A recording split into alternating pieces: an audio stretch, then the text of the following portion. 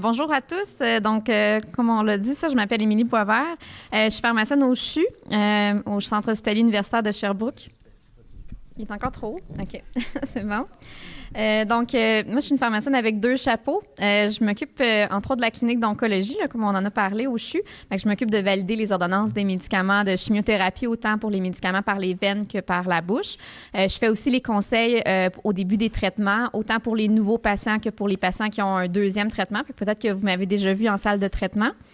Et je m'occupe aussi de la clinique Prévoir, qui est la clinique de prévention optimale de l'insuffisance rénale du CHU.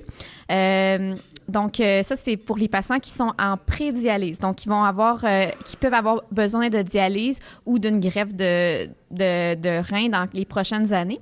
On s'occupe du suivi des prises de sang avec les infirmières et les néphrologues. On fait des suivis de diabète, d'hypertension. Ce qu'on veut, c'est retarder le plus possible d'arriver à la dialyse.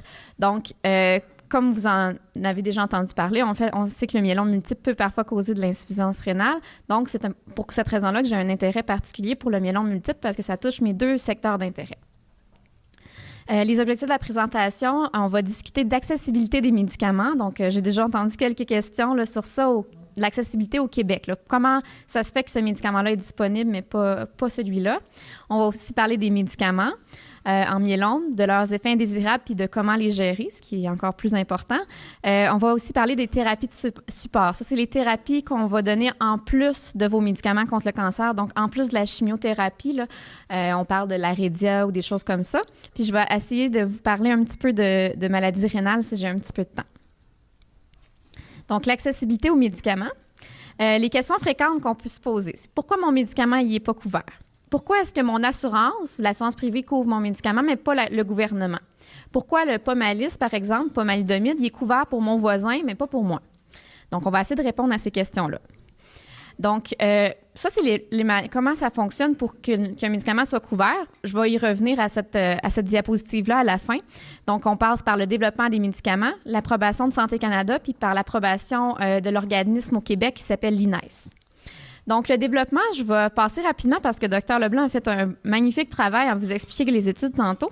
Donc, en gros, une compagnie pharmaceutique va développer un médicament, puis à certains moments du développement, on peut faire partie d'une étude clinique. Ça peut être une manière d'avoir accès au médicament.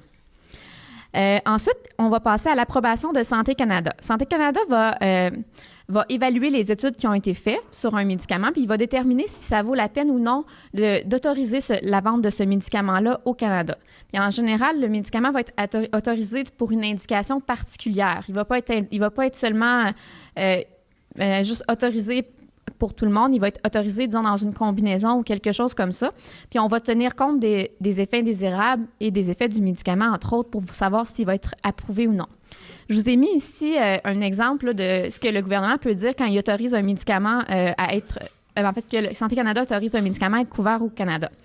Donc, par exemple, le Pomalyst, qui est un pomalidomide, c'est un agent antinéoplasique et immunomodulateur qui a été autorisé en association avec la dexaméthasone, le Decadron, pour des patients atteints de myélome multiple chez qui le bortezomib ou Velcade et le lénaludomide, Revlimid ont échoué et ont déjà reçu au moins 2 formes de traitement et la maladie a progressé. Donc, vous voyez, là, c'était long à dire, mais ça vous donne une petite idée de à quel point ça peut être quand même complexe parce que c'est seulement pour cette population-là que la Santé Canada a autorisé le médicament. À cette étape-ci, lorsque le gouvernement a dit « D'accord, on autorise la vente au Canada », les assurances privées peuvent commencer à couvrir le médicament selon les critères que Santé Canada a énoncés.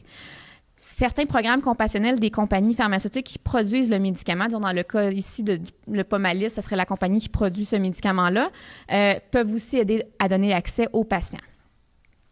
Ensuite, il y a l'INES. L'INES, c'est l'Institut national d'excellence en santé et services sociaux. L'INES, en fait, c'est comme le chien de garde du budget de la santé, si on veut. Donc, au Canada, au Québec, on le sait, on a un budget serré d'argent là, pour la santé. Il faut pouvoir avoir assez d'argent pour tout le monde au Québec.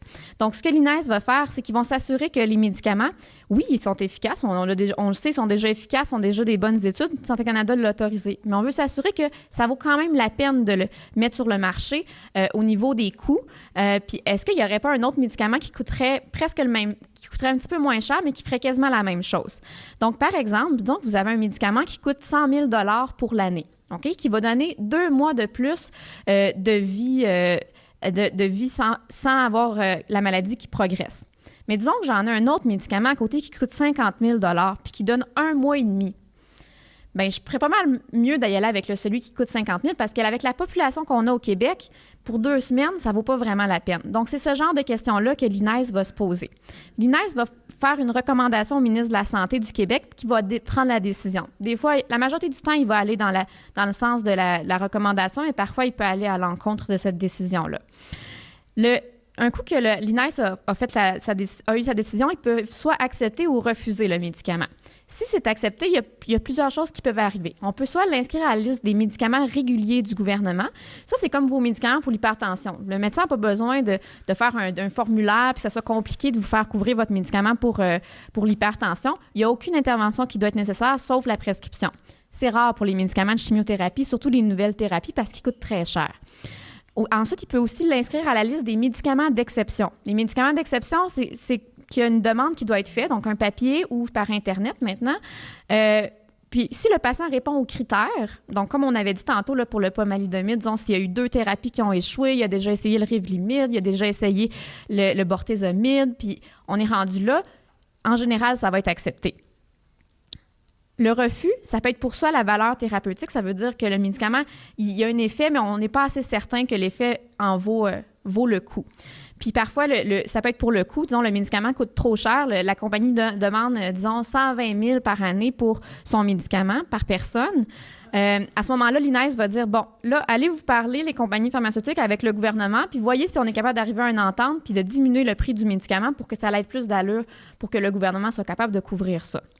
C'est comme ça que ça fonctionne. Pas simple. Donc, en gros, c'est ça. Donc, pour vous, votre accès à vos médicaments, on peut y avoir accès dans toutes les phases. Donc, autant au développement par les études cliniques, ensuite, lorsque l'approbation de Santé Canada a été faite via certaines compagnies d'assurance et aussi par les programmes compassionnels.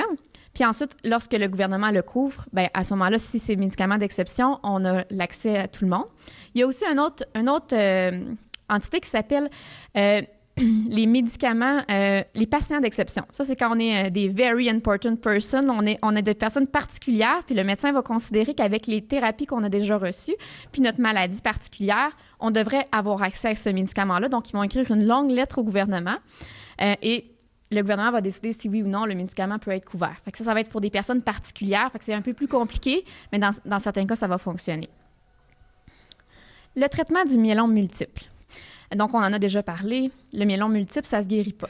Le but du traitement, c'est évidemment, d'augmenter la survie, mais aussi d'avoir, après un traitement efficace, la plus longue période de temps sans avoir besoin d'un traitement, puis sans que la maladie progresse. Donc, on parle de survie sans progression. On veut aussi augmenter votre qualité de vie, parce que ça, c'est important aussi. On veut toujours conserver votre qualité de vie. On le sait, la maladie, on en a parlé tantôt, ça amène de la fatigue à cause de l'anémie, ça peut amener de l'insuffisance rénale. Donc, ce qu'on veut, c'est diminuer votre fatigue, on veut diminuer votre besoin de transfusion, éviter les fractures, retarder la dialyse. Ça, c'est le but du traitement de chimiothérapie, mais c'est aussi le but des traitements de support que je vais vous parler à la fin. Le choix du traitement, ça va dépendre de plein de facteurs. On en a parlé déjà un petit peu. Il y a l'âge, évidemment, là, qui va nous dire si on est capable ou non, entre autres, d'avoir une greffe ou d'avoir certains traitements. La fonction des reins, du foie. Si on a déjà des effets secondaires, comme les engourdissements, les picotements, s'ils sont déjà présents, c'est malheureusement un effet secondaire très fréquent de nos médicaments. Si on a des problèmes de santé déjà existants, comme le diabète, l'hypertension, est-ce qu'on est capable de se rendre à l'hôpital ou est-ce que ce serait plus simple si on était traité à la maison avec des médicaments par la bouche? C'est toutes des choses à quoi il faut penser quand on choisit un traitement. Ça, je vais passer rapidement parce que Dr. Pavlik l'a tellement bien expliqué que je n'ai pas besoin de revenir sur la manière de fonctionner du myélome. Donc, je vais juste revenir sur la même diapositive que Dr. Pavlik ici pour vous parler un peu, juste un petit résumé là, des effets du myélome. Donc, on se rappelle du plasmocyte juste en haut, qui est notre cellule cancéreuse. Ensuite, qui va pouvoir donner soit une dysfonction du rein, avec les chaînes légères qui s'accumulent dans nos filtres, soit une susceptibilité aux infections parce que notre moelle est surchargée de plasmocytes, puis il n'y a plus de place pour les plasmocytes qui font des immunoglobulines, donc des anticorps différents. On va avoir une diminution des plaquettes, des globules rouges, des globules blancs. entre autres à cause de ça aussi. Et on va avoir aussi des risques de fracture, d'ostéoporose puis d'augmentation du calcium parce que nos plasmocytes, ils encouragent les cellules qui détruisent l'os puis ils découragent les cellules qui les reconstruisent. Nos médicaments en myélome, mon idée, c'est vraiment pas que vous reteniez les noms des classes de médicaments. D'ailleurs, je vais essayer de vous les simplifier le plus possible, mais je voulais vous montrer qu'il y avait des familles de médicaments. Donc, tout d'abord, il y a les inhibiteurs du protéasome. Donc, notre premier de cette famille-là, c'était le Velcade ou bortezomib. Ensuite, on a le Kyprolis ou carfilzomib, là, qui est encore un petit peu difficile d'accès, comme on en a parlé déjà. Merci. Le Ninlaro, le petit nouveau, le ixazomib. Puis, à partir de maintenant, on va les appeler les omibs. Fait qu'on va essayer de se simplifier un petit peu la vie. Les omibs. Les immunomodulateurs, on parle de la thalidomide ou talomide, le rivlimide ou l'énalidomide, le pomalis ou pomalidomide. Fait qu'on va les appeler les lidomibs à partir de maintenant pour essayer de nous simplifier un petit peu la vie. On a ensuite les anticorps monoclonaux, le Darzalex ou daratumumab, les corticostéroïdes, donc la cortisone, décadron, dexaméthasone ou prednisone, les agents alkylants, qui sont des vieux médicaments, le Alkéran, Melphalan, ou Procitox cyclophosphamide. Maintenant, je vais essayer de vous expliquer un petit peu les mécanismes d'action dans la façon la plus simple possible pour que vous compreniez. Donc, ce qu'il faut savoir avec les traitements du myélome multiple, comme vous savez sûrement, si vous avez déjà reçu des traitements, on a plusieurs médicaments. Donc, notre but, c'est vraiment d'aller attaquer notre myélome de tous bords, tous côtés, pour qu'on puisse détruire le plus de cellules cancéreuses. Donc, on va passer par plusieurs mécanismes d'action dans notre traitement. Donc, ici, je vous ai comme présenté, je sais qu'il est en anglais, mais ce que je voulais, c'est surtout vous représenter pour que vous puissiez, pendant ma présentation, continuer à me suivre un petit peu plus. Fait que je vous explique ici le plasmocyte, donc c'est la cellule du myélome. Il y a aussi la cellule stromale, on n'en a pas parlé, mais c'est une cellule qui va stimuler, c'est une bonne cellule, c'est une cellule dans notre corps, mais qui va stimuler la cellule anormale. On a aussi le rein, donc avec les petites chaînes légères qui s'accumulent dans nos filtres. On a les os qui vont être en train de se détruire à cause de notre plasmocyte encore. Puis on a la production de plein d'immunoglobulines, de chaînes légères, puis tout ça. Puis là, vous voyez toutes les petites flèches. Moi, c'est surtout ça que je voulais vous montrer parce que ça va avoir un impact sur mes médicaments. Donc, les corticostéroïdes, décadron, en gros, ce que ça fait, c'est que ça détruit les plasmocytes. Mais ça fait ça de façon... Ils font ça de leur gros possible, mais ils les détruisent pas tous. Donc, on va avoir besoin d'un autre médicament. Il y a aussi les immunomodulateurs, ça c'est comme la thalidomide, donc les lidomides. Eux, ils ont plusieurs rôles. Ils vont aller couper les liens entre les plasmocytes puis tous leurs amis qui les aident à continuer à grossir. Donc avec la cellule stromale entre autres, avec donc les cellules des os vont aussi aider les ostéoclastes, ceux qui détruisent les os vont aussi aider le plasmocyte à continuer à se reproduire. Donc ça va aller couper ses liens avec ses amis pour pouvoir qu'elle arrête de se répliquer toujours. Ensuite, il y a les inhibiteurs du protéasome. Ça, c'est les omibs, comme le Velcade, entre autres, bortezomib, qui, lui, va arrêter le cycle de développement du plasmocyte. Donc, comme il ne peut plus se développer, il ne peut plus se reproduire. Il y a aussi le Darzalex, qui est le nouveau médicament. Son mécanisme n'est pas tout à fait complètement clair. On sait qu'il y a un petit récepteur, donc une petite partie du plasmocyte sur lequel il se fixe puis qui détruit le plasmocyte, mais il y aurait probablement d'autres effets qu'on n'est pas encore certain. Et en terminant, les agents alkylants, ça, c'est des vieux médicaments. Puis les vieux médicaments de chimiothérapie, ça détruit tout sur leur passage. Ça détruit les bonnes puis les mauvaises cellules. Donc, ça détruit les plasmocytes, mais ça détruit aussi vos globules blancs, vos globules rouges. Donc, ça cause beaucoup d'effets indésirables. Le traitement du myélome multiple, il y a plusieurs phases que je vais quand même passer. Je vais essayer de passer un petit peu rapidement, mais c'est entre autres là, pour les patients qui sont éligibles à la greffe. Donc, la première phase, il y a deux noms parce que ça dépend si vous êtes ou non éligible à la greffe. Donc, on pourrait appeler ça le traitement d'induction pour les patients qui sont éligibles à la greffe, puis le traitement de première ligne pour les autres patients. Mais en général, les traitements sont similaires. Fait que c'est pas mal dans le même genre de choses. On veut, dans le fond, diminuer le nombre de cellules cancéreuses dans la moelle osseuse, puis on veut aussi diminuer la quantité d'anticorps puis de chaînes légères qu'ils vont produire. Le traitement le plus fréquent qu'on va voir, c'est le Cybordi, ou le cyclophosphamide ou Procitox, bortezomib ou Velcade, puis dexaméthasone, décadron. Je suis certaine que beaucoup de vous là, l'avez déjà reçu, ce traitement-là. On peut l'avoir autant pour les patients éligibles que non éligibles à la greffe. Fait que c'est pas mal notre premier choix. Dans certains cas, on va aussi y aller avec le VTD pour les patients éligibles à la greffe, qui contient de la thalidomide. Et pour les patients non éligibles à la greffe, on a certains traitements qui peuvent être différents, entre autres avec du melphalan qu'on ne veut pas utiliser avec les patients qui vont recevoir une greffe parce que ça nuit à nos cellules souches. Dans certains cas, les patients âgés pourraient avoir seulement bortezomib et prednisone parce que c'est un petit peu moins, ça cause un petit peu moins d'effets indésirables. Fait que dans certains cas, on va y aller avec ce traitement-là. Donc, la phase 2A, ça serait la collecte des cellules souches. Donc, ça, c'est pour les patients qui ont une autogreffe. On va parfois donner une chimiothérapie qui s'appelle le cyclophosphamide avant la collecte. Puis on va donner un médicament qui s'appelle le Neupogène ou filgrastim qui va aider à avoir plus de cellules souches. Donc, ça va stimuler les cellules souches. Puis ensuite, on va aller chercher vos cellules souches, on va les congeler. Quand on va être rendu à la greffe, on va vous redonner une chimiothérapie qui va diminuer le système immunitaire pour 2 jours, le melphalan, puis ensuite, on va vous injecter les cellules souches. Ensuite, les autres phases, ça dépend toujours des médecins, mais il peut y avoir un traitement de consolidation dans certains cas. On va essayer d'augmenter les effets de la greffe, mais le plus fréquent, c'est le traitement de maintenance. On en a parlé, des fois, le Revlimid ou l'énalidomide va être donné pour ça. Donc, ce qu'on veut, c'est maintenir l'effet de l'autogreffe, augmenter la survie, mais on veut vous donner ça si ça ne vous cause pas trop d'effets indésirables. Parce que si vous avez beaucoup, beaucoup d'effets secondaires, peut-être que ça n'en vaut pas la chandelle à ce moment-là. C'est rarement utilisé en l'absence de greffe. Puis la phase 5, la phase plate, c'est la phase de rechute. Donc, on a besoin d'un nouveau traitement, puis on recommence. Donc, je vous l'ai expliqué ici. Je n'ai pas parlé encore, mais le traitement de première ligne pour les patients qui ne sont pas éligibles à la greffe, c'est un traitement qui va être plus long. Fait que peut-être pour le traitement d'induction, on va y aller avec un 4 fois le traitement de cyclophosphamide, donc 4 fois 4 semaines.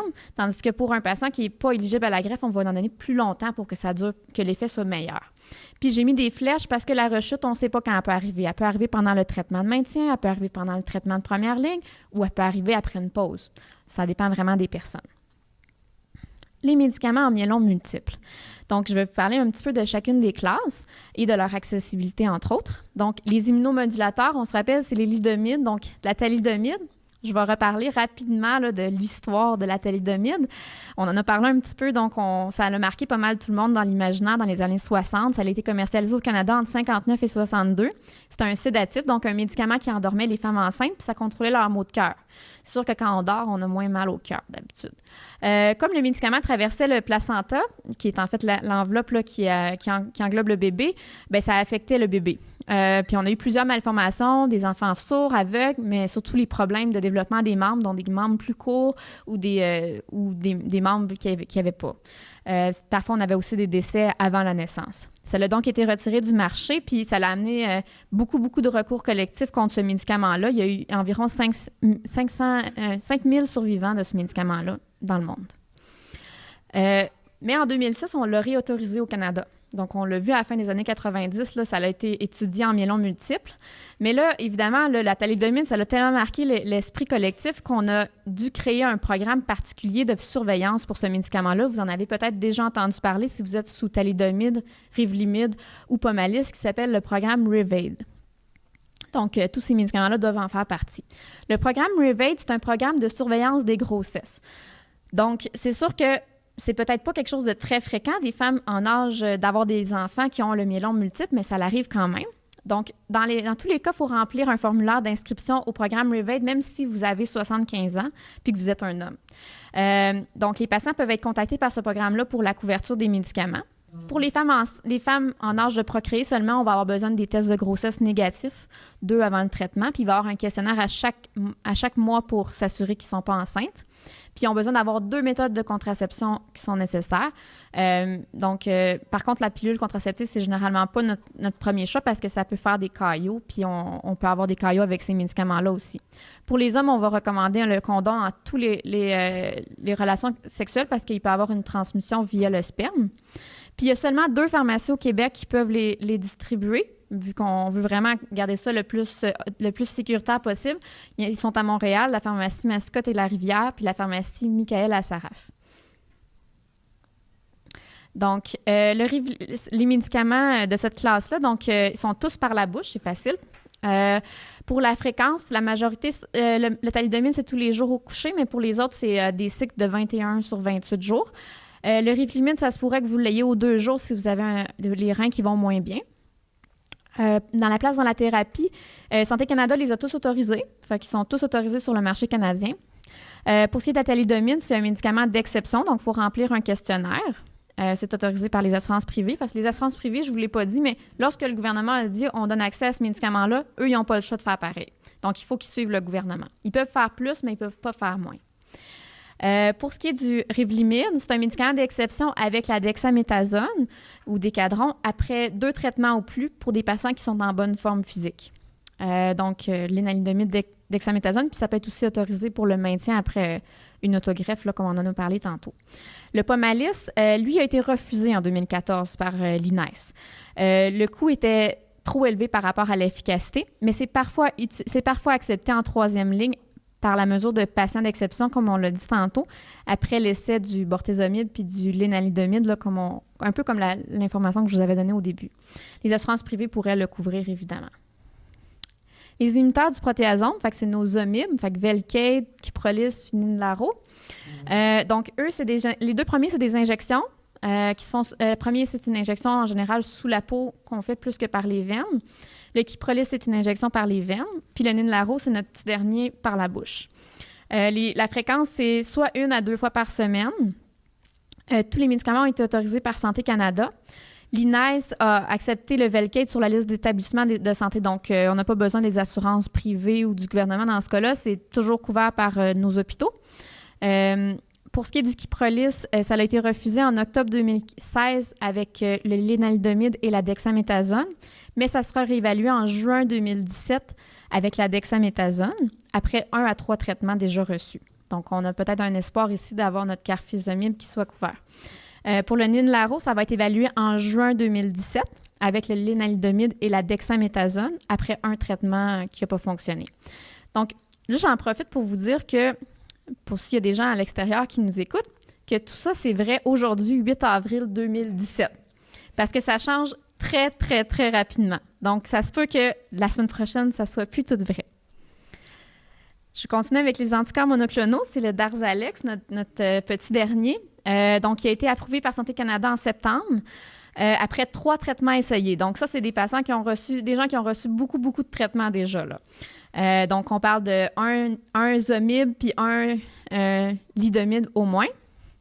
L'INES l'a évalué en février 2017 et, aux surprises, on l'a refusé pour la valeur thérapeutique, donc l'effet du médicament. Pourquoi? Parce qu'ils ont fait des études qui comparaient à aucun autre médicament. Fait que c'était comme si, en fait, ils se disaient, comme les patients avaient reçu beaucoup de traitements, bien, on comparait à avoir aucun traitement, est-ce qu'on a un avantage? Fait qu'évidemment, le médicament avait un avantage, mais ce qu'on veut vérifier, c'est est-ce que ça vaut vraiment ça vaut-tu vraiment la peine pour le prix? Donc, pour l'instant, si le prix diminue, ça se pourrait qu'ils veulent le couvrir, mais pour l'instant, c'est refusé. Le programme compassionnel est actuellement terminé, donc l'accessibilité au Darzalex est plutôt difficile présentement. C'est une administration par les veines qui est assez longue. Ça peut être entre 6 et 7 heures les premiers traitements, puis ensuite, on peut éventuellement diminuer à 3 à 4 heures. Fait que ça prend pas mal notre journée en chimiothérapie. Les corticostéroïdes, c'est une administration généralement qu'on fait une fois par semaine. Donc, c'est une grosse dose. Puis je peux vous dire que 40 mg, ceux qui en ont déjà pris, c'est une grosse dose, puis ça donne quand même beaucoup d'effets secondaires. Disons que ça réveille. Mais les effets secondaires sont généralement concentrés sur cette journée-là puis le lendemain. C'est la bonne nouvelle. La couverture, c'est un vieux médicament qui doit coûter à peu près 5 cents. Fait que c'est tout couvert pour tout le monde, peu importe l'assurance. Les agents alkylants, c'est des vieux médicaments. C'est nos premiers médicaments quasiment de chimiothérapie qu'on a eus. Le melphalan, c'est des doses variables qui peuvent être administrées par la bouche ou par les veines, là, selon la raison pour laquelle on l'utilise. L'accessibilité, évidemment, c'est un vieux médicament. Ça ne coûte pas très cher. Tout le monde peut le prendre. Le Procitox, cyclophosphamide, ça aussi, c'est des doses variables. C'est généralement 1 fois par semaine. C'est accessible sur la liste des établissements. C'est un vieux médicament, ça coûte pas cher. Puis c'est principalement utilisé dans le Cybordi. Le Cy, c'est le cyclophosphamide. Les effets indésirables et la gestion. Donc, ce qu'il faut savoir, je vais faire de mon mieux pour vous les expliquer. Puis je sais que vous allez peut-être en retenir 1 ou 2 dans tout ça. Mais ce qu'il faut que vous sachiez, c'est que si vous avez à avoir un traitement, on va de toute façon venir vous l'expliquer dans la salle de traitement, les pharmaciens. Fait qu'il va y avoir quand même quelqu'un qui va être là. Mais quand même, je vais essayer de passer par les effets secondaires les plus fréquents puis les plus dérangeants. Donc, je sais que ces tableaux-là sont lourds. Puis les plus, puis les petits plus, c'est juste pour nous donner une petite idée de si c'est un effet secondaire qui arrive souvent ou s'il n'existe jamais. Donc, je ne veux pas que vous reteniez ça, mais on va quand même passer un petit peu de temps sur ça. Donc, premièrement, engourdissement et picotement. On en a déjà parlé. C'est un effet secondaire qui est assez fréquent avec nos médicaments, surtout avec notre Velcade puis notre thalidomide. Ce que ça fait, c'est que ça va donner comme des picotements, des engourdissements, des fourmillements dans les mains, dans les pieds, dans les orteils. C'est très, très, très important de le rapporter à votre médecin si vous avez cet effet secondaire-là à la maison. Très, très important. Parce que ça peut nécessiter de diminuer les doses de votre médicament pour éviter que ça devienne un effet secondaire qui reste tout le temps. Parce que quand on diminue la dose ou quand on arrête le médicament, ça peut disparaître. Mais il faut réagir assez rapidement. Il y a des médicaments qui peuvent, par contre, vous être prescrits si les douleurs sont dérangeantes puis qui sont restées. Inquiétez-vous pas, on peut toujours s'occuper de ça. La réapparition de l'hépatite B puis du zona, qui sont 2 infections, on va en reparler plus tard. Mais comme vous pouvez voir, nos médicaments des familles Zomib puis Lidomib, ils vont avoir ça assez fréquemment. On va en reparler plus tard. Pour ce qui est des cellules du sang, donc quand on fait des prises de sang, on regarde si vous avez beaucoup de globules blancs, beaucoup de plaquettes, beaucoup de globules rouges. On le sait déjà, notre maladie du myélome, ça les diminue déjà. Puis en plus, nos médicaments peuvent le diminuer dans certains cas. Donc, on est comme pris un petit peu avec tout ça. Mais tous les médicaments peuvent le causer. Fait que ce qu'il faut se dire, c'est comment on fait pour le gérer, comment on fait pour s'assurer que ça ne soit pas dangereux pour nous. Pour ce qui est de la diminution des plaquettes, ça, c'est ce qui fait faire des saignements. On va s'assurer d'utiliser toutes les mesures possibles pour éviter les petits saignements. Donc, on évite de prendre des anti-inflammatoires. On parle du Motrin, du Advil, du ibuprofène, du Aleve, du Naproxène. Tous ces noms-là, il ne faut pas prendre ça quand on prend des médicaments pour le myélome. Puis même quand on a le myélome, c'est préférable d'éviter. On peut utiliser une brosse à dents à poils souples. Puis on va être prudent avec les couteaux parce que quand on se coupe, ça saigne plus longtemps quand on a moins de plaquettes. Donc, il faut mettre une pression plus longtemps pour que ça parte. Puis si vous avez des bleus, des ecchymoses, ça se peut que vous en ayez qui apparaissent sans raison, des petits bleus ici et là. C'est correct. Mais si vous vous cognez sur un mur, là, vous le savez, là, si vous êtes cogné, c'est sûr que ça va faire un bleu. Mais si le lendemain, vous êtes cogné sur le coude puis que le bras est tout bleu, ça, c'est pas normal, par exemple. Ça, il faut se rendre à l'urgence. Ça veut dire qu'on en a vraiment plus beaucoup des plaquettes. Donc, il faut consulter. La diminution des globules rouges, je vais vous en reparler plus tard, l'anémie. La diminution des globules blancs, ça, s'il y a un conseil qu'on fait puis qu'on veut que vous reteniez en chimiothérapie, c'est pas mal celui-là. Fait qu'on ouvre grand nos oreilles. Les globules blancs, c'est ce qui fait les infections. Fait que déjà, notre myélome nous rend plus susceptibles aux infections. Les médicaments, en plus, ils nous amènent à avoir plus de risques d'infection. Donc, c'est important d'être très vigilant. On se lave les mains souvent, après avoir été aux toilettes, avant de manger, quand on quitte l'hôpital, parce qu'il y a plein de bactéries. On le sait, on est dans un milieu où il y a plein de gens malades. Donc, c'est très important. On va éviter les contacts avec les gens malades. Fait que les petits-enfants là, qui ont la morve au nez, là, c'est mieux de ne pas les voir dans ces jours-là, d'attendre un petit peu plus longtemps qu'ils soient un petit peu rétablis. Si on fait de la fièvre, là, je vous l'ai mis juste en degrés Celsius. Je vais vous le dire en Fahrenheit aussi. Si vous faites 38,3 ou 101 de Fahrenheit, il faut se rendre à l'urgence. Si on fait 38 ou 100,4, une fois, on attend 1 heure, puis on reprend notre température. Si on fait encore en haut de ce nombre-là, on va à l'urgence. Puis à l'urgence, bien, vous êtes VIP, Very Important Person. Vous avez juste deux mots-clés à dire. Moi, je fais de la chimiothérapie et je fais de la fièvre. Ça va vite. On vous isole rapidement. On veut s'assurer que si vous avez une infection, on puisse vous traiter rapidement avec des antibiotiques, des médicaments contre les virus, peu importe. On veut s'assurer qu'on vous traite rapidement. On va éviter la prise de Tylenol, d'acétaminophène ou de tous les anti-inflammatoires que je vous ai nommés tantôt en cas de fièvre. Parce que si on cache la fièvre, on ne la voit plus. Si on en prend, on la voit plus, la fièvre. Fait que très important. Est-ce que ça veut dire que vous ne pouvez jamais prendre de Tylenol, ça? Non, ça ne veut pas dire ça. Ça veut juste dire qu'il faut prendre notre température avant de prendre du Tylenol dans tous les cas. Toujours, toujours, toujours. Puis pour contrôler ça, la diminution des globules blancs, on va prendre des prises de sang plus fréquentes. Puis dans certains cas, ça pourrait demander à sauter, retarder ou diminuer les doses de vos médicaments. Je continue avec les effets plus de la peau, puis la fatigue. Donc, la perte des cheveux, ça, on est chanceux en myélome multiple. C'est pas les médicaments ne causent pas beaucoup de perte de cheveux, sauf peut-être le melphalan puis le Prostitox qui sont les vieux médicaments. Donc, qu'est-ce qu'on peut faire? C'est généralement des pertes de cheveux partielles. Donc, ça veut dire qu'on va avoir moins de cheveux, mais on va encore avoir des cheveux pas mal partout là, sur la tête. Ça arrive généralement 2 à 3 semaines après le début du traitement. Puis pour éviter le plus possible de perte de cheveux, c'est des conseils simples. On prend un shampoing doux, puis on évite tout ce qui est des gels, des fixatifs, des teintures, parce que ça va abîmer plus le cheveu. Au niveau des boutons, des mangeaisons, il y a le Ninlaro, le ixazomib, qui est quand même assez connu pour ça, mais on peut en avoir quand même avec d'autres médicaments. Ce qu'on fait si ça arrive, c'est de mettre une bonne crème hydratante. Moi, j'aime bien recommander le Aveeno ou la Glaxalbase. On peut utiliser un savon doux, puis on va éponger la peau plutôt que la frotter quand on s'essuie en sortant de la douche, parce que ça va irriter plus la peau. On peut aussi prescrire des médicaments pour la démangeaison, mais personnellement, moi, je les aime pas beaucoup, ces médicaments-là, parce qu'ils endorment beaucoup. Fait qu'on va essayer de contrôler le plus possible avec les crèmes hydratantes. La fatigue, on l'a dit, c'est un des effets secondaires du myélome, mais aussi de nos médicaments à l'occasion. Donc, il n'y a pas des miracles. Hein. La seule chose qu'on peut faire, c'est de se respecter. On respecte nos limites, on se repose, mais on essaie de quand même être actif, de faire un petit peu d'exercice parce qu'on s'est rendu compte qu'en faisant plus d'exercice, souvent, on a un petit peu plus d'énergie. On essaie de poursuivre nos activités de la vie usuelle. Je continue avec les effets secondaires au niveau de la digestion. Donc, les maux de cœur, les vomissements, on sait ça aussi, c'est un effet secondaire qu'on a souvent peur avec la chimiothérapie. Puis, on est quand même chanceux en myélome aussi. Nos médicaments, ils n'en causent pas tant que ça. Les maux de cœur, on va, dans certains cas, avoir des médicaments à prendre qui sont obligatoires. Si on vous dit de les prendre, vous les prenez même si vous n'avez pas de maux de cœur. Mais la majorité du temps, ça va être des médicaments au besoin.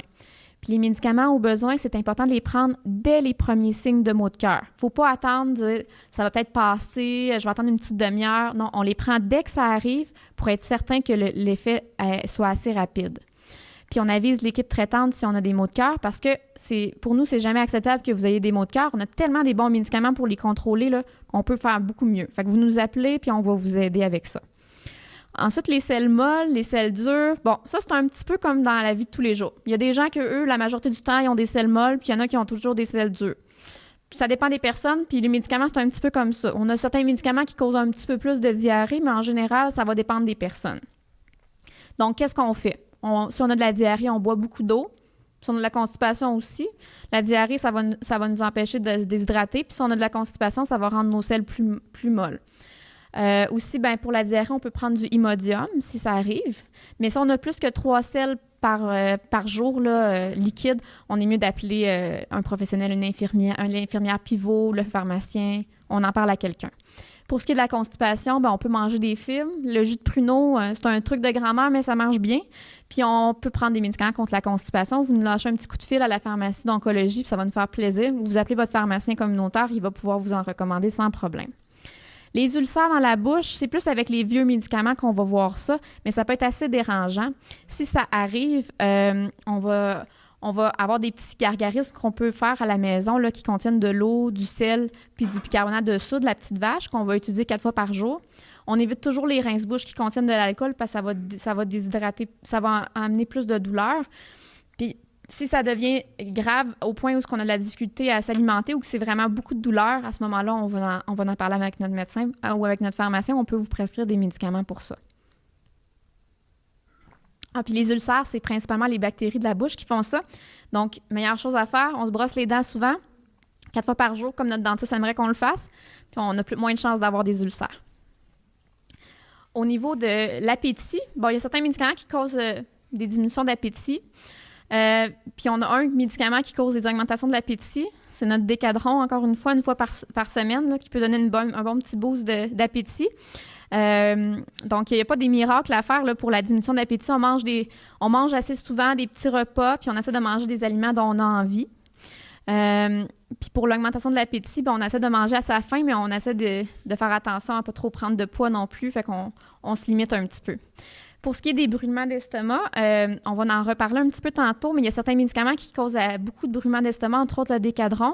C'est important de les prendre en mangeant si ça en cause. Aussi, on va éviter, si on a des brûlements d'estomac, de prendre de l'alcool, du café, les aliments épicés, puis les aliments acides là, comme le jus d'orange, les tomates, des choses comme ça. Puis on peut avoir des médicaments à prendre de façon régulière. Pour ce qui est du diabète débalancé, c'est encore notre décadron qui cause ça. Mais heureusement, comme on en a parlé, c'est une fois par semaine. Fait qu'en général, on va avoir un débalancement, mais juste pas mal la journée qu'on a pris le décadron. Ça se peut que des fois, ça nuise aussi au contrôle du reste de la semaine. Si c'est le cas, on va ajuster vos médicaments, votre insuline, vos médicaments par la bouche. Donc, c'est important de faire vos tests de sucre régulièrement, surtout aux alentours des journées que vous prenez ce médicament-là. La haute pression puis la basse pression. Donc, la haute pression, on a 2 médicaments qui peuvent en causer, là, le carfilzomib ou Kyprolis puis le décadron. Ce qu'on fait, c'est qu'on veut s'assurer d'avoir un bon contrôle avant de commencer le traitement. Fait qu'on a-tu des bons médicaments qui contrôlent la pression? Vous demanderez à votre médecin ou votre pharmacien c'est quoi votre cible de pression pour vous. On peut faire le suivi à la maison si on a déjà une machine. On avise le médecin si les valeurs sont plus élevées, puis on consulte évidemment à l'urgence. On a des valeurs là, dans les 200 ou même en haut de 180. Puis ça se peut que ça nécessite parfois de diminuer les doses de médicaments. Mais je ne sais pas, mais c'est un médicament que je connais peu, le Kyprolis, donc je ne peux pas vous dire si c'est fait en pratique ou non.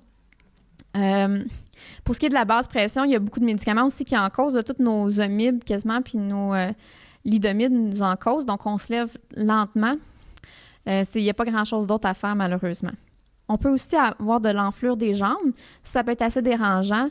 Ça, vous pouvez en parler avec votre médecin là, si c'est dérangeant. Ce qu'on peut faire, c'est élever les pieds au-dessus du cœur pour que l'eau dans les jambes redescende au cœur. On peut utiliser parfois des bas de contention, puis on avise le médecin, évidemment, là, si c'est très inconfortable. On peut parfois avoir des médicaments pour ça aussi. La somnolence, c'est surtout la thalidomide qui en cause, puis on le donne au coucher. Fait qu'on règle habituellement le problème, on passe une bonne nuit de sommeil. Difficulté à dormir, nervosité, surtout avec le décadron, surtout la journée qu'on le reçoit, on prend le médicament le matin. Même chose pour les autres médicaments. Si vous notez que ça vous empêche de dormir, de prendre ces médicaments-là, prenez-le le matin. Ça va nous donner un peu plus de temps pour le cuver. Pour ce qui est des douleurs aux articulations, ça peut arriver avec certains médicaments. C'est rapporté entre autres avec le daratumumab. Si ça arrive, on peut prendre un petit peu de Tylenol. Mais qu'est-ce qu'on fait avant de prendre le Tylenol? Température. Parfait. C'est bon. Vous êtes bon? Vous avez retenu ça. On peut faire des exercices légers aussi pour aider. Je vous parle ici des réactions à l'infusion. Ça, c'est quand on injecte le médicament. Où est-ce qu'il est écrit NA? Ça veut dire non applicable. C'est des médicaments par la bouche. Fait qu'on n'a pas cet effet secondaire-là. On l'a avec, entre autres, le carfilzomib ou Kyprolis, puis avec le Darzalex. Dans ces 2 cas-là, on va devoir donner des médicaments avant pour prévenir la réaction. Le Velcade, ça peut parfois arriver. Ça peut chauffer parfois. Mais c'est généralement dans les premiers 24 heures, donc c'est généralement à l'hôpital que ça va se passer, donc on ne s'inquiète pas trop à la maison. Certains médicaments qui peuvent diminuer la fonction des reins, mais c'est pour ça qu'on surveille votre créatinine. Pas grand-chose à faire de votre côté pour ça. L'irritation de la vessie, ça, il y a juste un médicament que je vous ai mis, c'est le cyclophosphamide ou Procitox, mais c'est quand même important. C'est un médicament qui va irriter la vessie, donc il faut boire beaucoup, beaucoup, beaucoup d'eau, de 10 à 12 verres d'eau ou de liquide. On peut boire du jus d'orange, mais le café puis l'alcool, habituellement, je ne les compte pas là-dedans. C'est important de faire ça dans les 2 premiers jours suivant la prise pour éviter que le médicament il se fixe sur la vessie puis qu'il l'irrite, ça fasse des saignements dans l'urine. Donc, plus qu'on passe de liquide dans la vessie, moins qu'il y a de chances que le médicament reste longtemps dans la vessie, donc moins qu'il y a de chances que ça l'irrite. Quand c'est avec le traitement de Cybordi, c'est rare que ça arrive, mais il faut quand même être vigilant. C'est plus avec des grosses doses que ça va arriver, mais on veut toujours que vous faisiez cette mesure-là quand même. Oups, pardon. Augmentation de l'insuffisance du cœur, crise de cœur, parfois possible avec certains médicaments. Le médecin va surveiller ça, évidemment. L'affaire que je voulais vous parler plus en détail, c'est les caillots. On le sait, là, on a déjà dit que ça pouvait augmenter les risques le cancer, ça peut augmenter les risques de caillots dans tous les cas. Puis il y a certains médicaments qui les augmentent plus. Dans certains cas, on va vous recommander d'avoir un médicament en prévention. Je vais vous en reparler tantôt. Puis le souffle court ou la toux, c'est important d'en parler avec le médecin ou de consulter si ça arrive de façon spontanée. Les médicaments, je ne pouvais pas passer une présentation sans vous parler d'interactions médicamenteuses. Je suis quand même une pharmacienne, c'est important pour moi. Les interactions médicamenteuses, c'est les effets que les médicaments ont entre eux. C'est toujours, toujours important d'aviser votre pharmacien et votre médecin si vous prenez un nouveau médicament. Puis oui, je parle aussi des médicaments là, que vous achetez ces tablettes puis des produits naturels que vous achetez chez le naturopathe. Ça aussi, c'est important. Bien, bien important parce qu'il y a des effets sur les médicaments du cancer. Donc, il faut que vous nous en avisiez. C'est préférable de prendre tous les médicaments réguliers à la même pharmacie.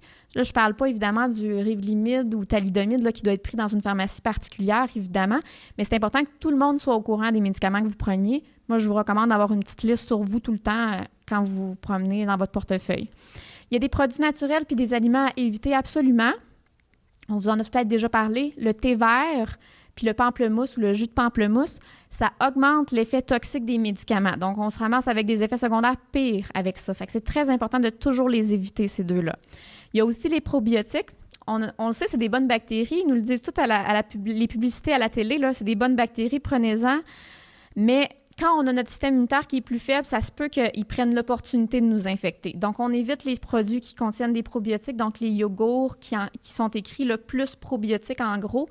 On peut prendre les yogourts réguliers, là, il y en a un petit peu, mais c'est quand même correct. Aussi, si vous décidez d'arrêter de fumer, félicitations, c'est une bonne nouvelle, mais il faut nous aviser aussi parce que ça peut avoir un effet sur vos médicaments aussi. Traitement de support.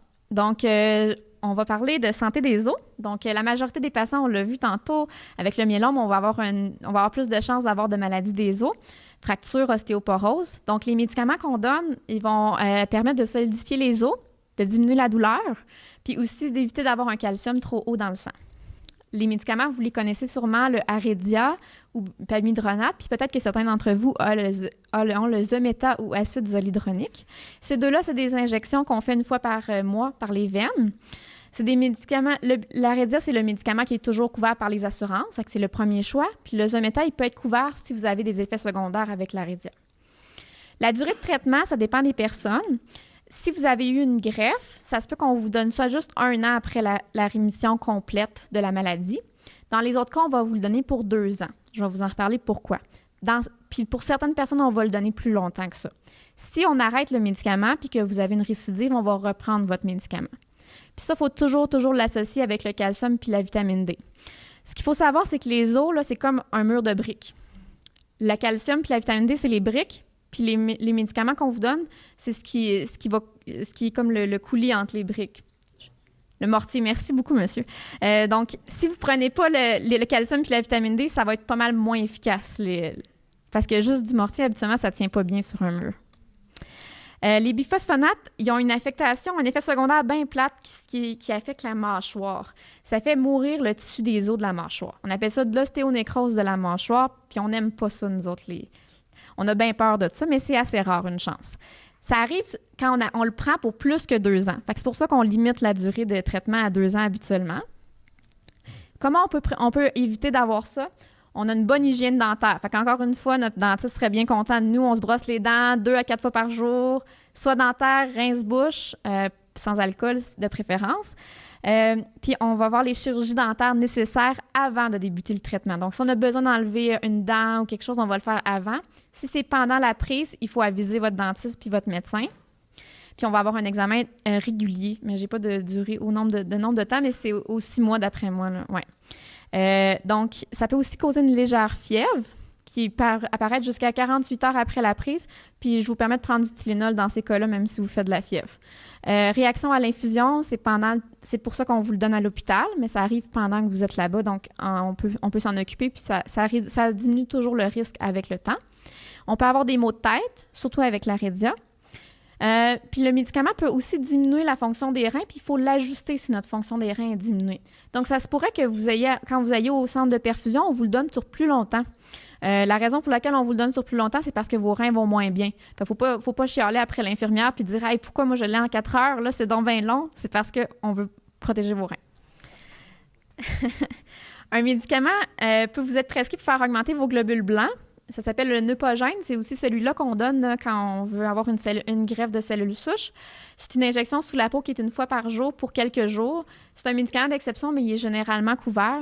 Ça permet de faire grandir les globules blancs plus rapidement dans la moelle osseuse, donc on peut se défendre plus facilement des infections.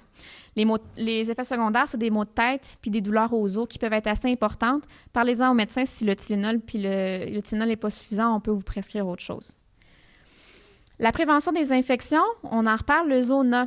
Il y a des médicaments, comme je vous ai parlé tantôt, là, les Zomib, et aussi, il y en avait un autre, il y en a un autre aussi dans une autre famille, le RIP limite, oui, excusez-moi, qui sont avec la dexaméthasone qui ont un risque augmenté de zona. Donc, il faut donner des médicaments en prévention. On parle du Famvir, Zovirax ou Valtrex. C'est très important de le prendre tous les jours, ce médicament-là. Et on va le prendre durant tout le traitement, puis jusqu'à 4 semaines après la dernière dose, quand on a ces médicaments-là. On consulte le médecin, mais malheureusement, la prévention, des fois, c'est pas suffisant. Donc, il faut consulter le médecin au premier signe de zona. Puis le zona, ça apparaît généralement avec des douleurs, des élancements. Puis ça peut être un drôle d'endroit. Puis il ne faut pas attendre d'avoir les signes on le sait, le zona, ça fait des plaques rouges, là, ça fait des bobos, mais il ne faut pas attendre qu'ils apparaissent parce que si on veut les traiter, on veut diminuer le risque d'avoir une grosse maladie de zona, il faut voir le médecin avant d'avoir les plaques qui apparaissent. L'hépatite B, dans certains cas, ça peut être possible de la réactiver. Ça, évidemment, c'est si vous avez déjà eu l'hépatite B, fait qu'on va faire des tests dans votre sang. Si vous avez été vacciné, c'est pas un problème. Puis parfois, on peut avoir à donner un médicament pour prévenir que la maladie se réactive. Puis ça peut être jusqu'à 6 mois après le traitement. La vaccination, c'est important. Vaccination contre la grippe. Ici, je sais qu'il y a des patients, mais il y a aussi des aidants naturels. Puis on vous encourage, vous aussi, à vous faire vacciner contre la grippe à tous les ans pour protéger votre conjoint ou votre conjointe. Il y a aussi d'autres vaccins qu'on va suggérer de recevoir, l'hépatite B, le pneumocoque. Mais il y a certains vaccins qu'on ne peut pas vous donner parce que vous avez le myélome multiple. Il faut attendre la rémission. Donc, c'est des vaccins qu'on appelle vivants. Prévention des éboulements d'estomac, des ulcères puis des saignements. La dexaméthasone, c'est un médicament qui est assez fort, puis ça peut parfois faire des ulcères ou même des saignements d'estomac à long terme, puis on veut le plus possible éviter ça. En plus, on va en parler après ça, c'est que vous pouvez avoir on va souvent vous donner de l'aspirine qui peut aussi irriter l'estomac. Donc, on va souvent vous recommander un médicament en prévention. Le Pentoloc, le Nexium, le Parivacid, peut-être quelque chose que vous avez déjà entendu. Si vous allez voir le pharmacien puis vous lui demandez vous lui dites, ben je ne sais pas pourquoi je prends ça, j'ai même pas mal à l'estomac. Ça se peut que ce soit juste pour prévenir d'avoir des saignements. Donc, on s'est rendu compte qu'avec des médicaments qui sont dangereux pour l'estomac, si on prend ces médicaments-là en prévention, on a moins de saignements d'estomac. Puis les saignements d'estomac, ça peut être assez dangereux, puis on peut se retrouver assez malade avec ça. Pour la prévention des caillots, on en a parlé un petit peu tantôt. Les caillots, ça peut être dans plusieurs endroits. Ça peut être dans une jambe. On parle d'une thrombose veineuse. Ça peut être, si vous aviez ça, vous auriez une douleur à la jambe, vous auriez une rougeur. Ça peut être dans les poumons. Ça s'appelle une embolie pulmonaire. Ça, c'est plus dangereux. On a le souffle court. On peut, dans certains cas, cracher du sang, mais c'est plus rare. Au cœur, ça va être une crise cardiaque.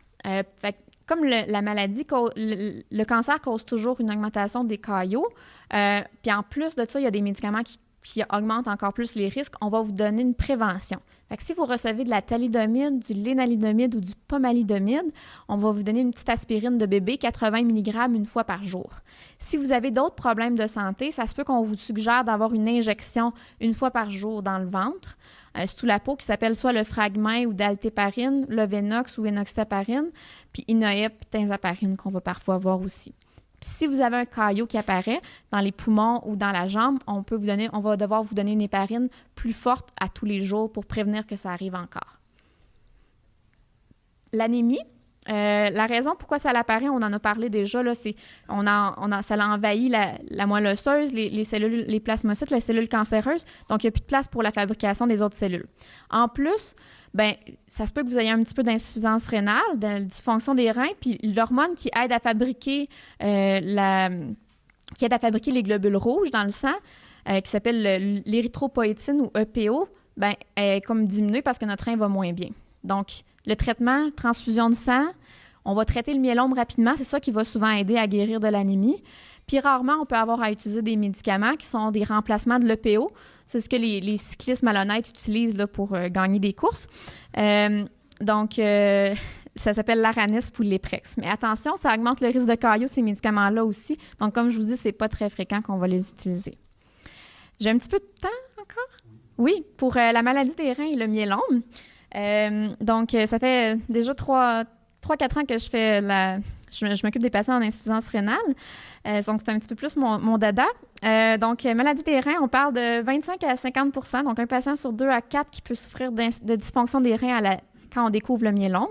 C'est environ 1 patient sur 10 qui va devoir avoir de la dialyse quand on va trouver son myélome. Pourquoi? On en a déjà parlé, on accumule des chaînes légères, les petits déchets d'anticorps dans le rein. Puis le rein, il est capable de les filtrer en partie, mais à un moment donné, il est épuisé, donc il est surchargé, puis là, ça s'accumule dans les filtres. Au moment du diagnostic, il y a certains patients qui vont avoir une dysfonction des reins qui s'appelle aiguë, donc c'est à ce moment-là, mais ça va parfois et souvent être réversible. Comment on peut la rendre réversible? On va réhydrater, parce que souvent les patients sont déshydratés, donc on va donner du liquide par les veines, on va vous demander de boire beaucoup d'eau, on va vous donner le Aredia qui va faire diminuer le calcium, parce que le calcium, quand il augmente dans le sang, ça fait aussi qu'on est plus déshydraté puis qu'on a une moins bonne fonction des reins. Il y a certains médicaments qui vont nuire aux reins, il faut les cesser. Donc, on a parlé des anti-inflammatoires encore. Donc, les anti-inflammatoires, il faut vraiment vous enlever ça de votre pharmacie, là. Pour ce qui est des médicaments pour la pression, il y en a certains qu'on peut cesser temporairement. L'hydrochlorothiazide, le Lasix ou furosémide, l'Altas, Ramipril, il y en a beaucoup. Ça va nuire à vos reins, on peut les arrêter temporairement. Puis si on traite le myélome rapidement, bien, on a des bonnes chances de récupérer l'effet de vos reins. Dans certains cas, on va avoir de l'hémodialyse temporaire ou des plasmaphérèses. L'insuffisance des reins à long terme, la bonne nouvelle, c'est que la majorité des patients, on va avoir une amélioration de la fonction des reins sans revenir comme avant, par exemple. Si on a eu une bonne dysfonction des reins au diagnostic, ça se peut que ça ne revienne pas comme avant. Mais la bonne nouvelle, c'est que c'est possible de contrôler beaucoup de facteurs dans notre vie qui peuvent aider à ce que la fonction des reins ne continue pas à diminuer sans cesse rapidement. Donc, c'est ce qu'on fait à la clinique Prévoir, entre autres, c'est on va faire le suivi de votre diabète, de votre hypertension, parce que ça va avoir un effet sur vos reins.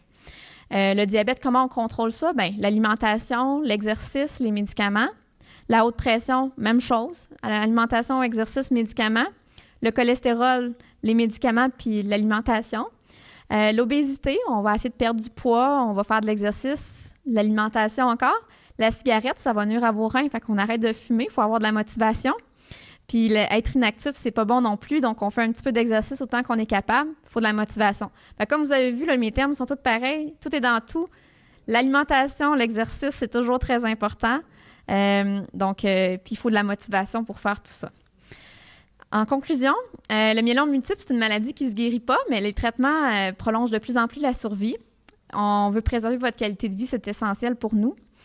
Les médicaments qui sont utilisés sont de mieux en mieux tolérés. Donc, comme on a pu voir, le Velcade causait beaucoup de problèmes au niveau des doigts, là, des picotements puis tout ça, mais les nouveaux médicaments de sa famille, ça en cause beaucoup moins. Donc, la bonne nouvelle, c'est que les médicaments sont de mieux en mieux tolérés, fait que de moins en moins d'effets secondaires. On peut les gérer assez facilement. Puis, n'hésitez jamais à vous référer à votre pharmacien, autant pharmacien à l'extérieur, aux Jean Coutu, au Pharmaprix ou tout ça, ou à votre pharmacien à l'hôpital, à nous lâcher un petit coup de fil. Donc, je vous ai mis quelques sites Internet utiles. Le premier, c'est une vidéo qui explique bien le myélome, là, si vous avez envie si vous êtes bon en anglais, par exemple.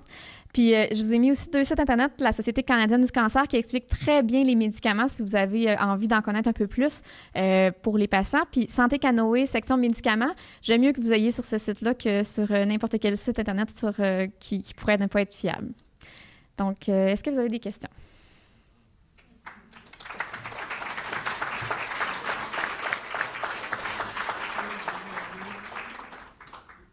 Donc, un gros merci à Émilie Boisvert, pharmacienne, pour cette superbe présentation. On n'a pas de questions en ligne, en salle. En avez-vous?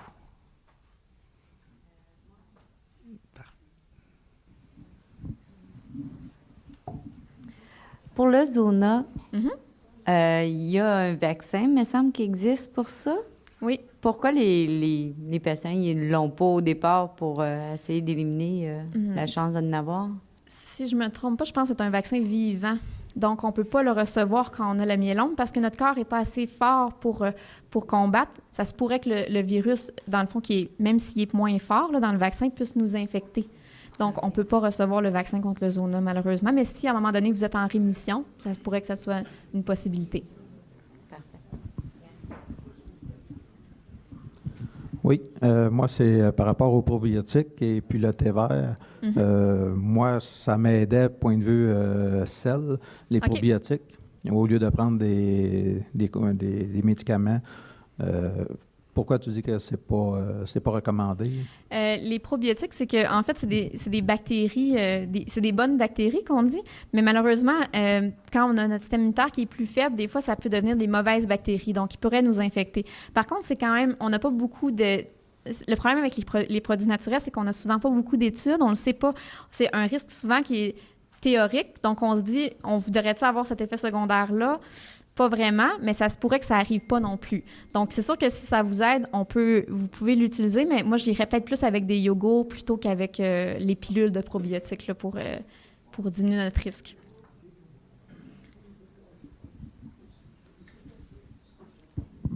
Moi, je prends du Revlimid et durant la 2e semaine de mon Revlimid, j'ai beaucoup de crampes.